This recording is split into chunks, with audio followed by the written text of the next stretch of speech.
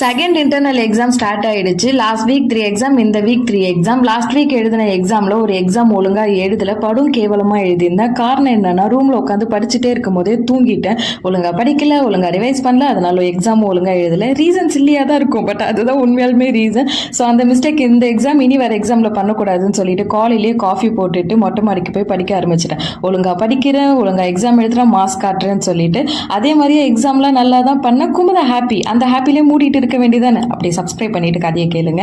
அதை விட்டுட்டு last exam ஒழுங்கா எழுதல, அந்த சார் கிட்ட போய் சார் இந்த மாதிரி உங்க எக்ஸாம் ஒழுங்கா எழுதல, அதனால கொஞ்சம் மார்க் மட்டும் பார்த்து போட்டு விடுங்க தனியா தான் போய் சொன்னேன். அந்த மனுஷனுக்கு ஏன் மேல என்ன காண்டுன்னு தெரியல. ஹோல் கிளாஸ் முன்னாடி எக்ஸாம் தியரி தெரியுமா, எக்ஸாம் தியரி 4 வகைப்படும் அப்படின்னு லெக்சர் எடுத்துட்டு, இந்த இதுல நீங்க எந்த வகையில இருக்கீங்களோ அதுக்கு தகுந்த மாதிரி நான் மார்க் போட போறேன்னு சொல்லிட்டாரு. இதுக்கு அவர் என்ன ஃபெயிலாவே ஆக்கியிருக்கலாம், நான் கஷ்டப்பட்டிருக்க மாட்டேன். பட் இருந்தாலும் இதுல எனக்கு புதுசு கிடையாது. அதை தட்டி விட்டுட்டு நான் என்னோட அன்றாட வேலைகளை பார்க்க போயிட்டேன்.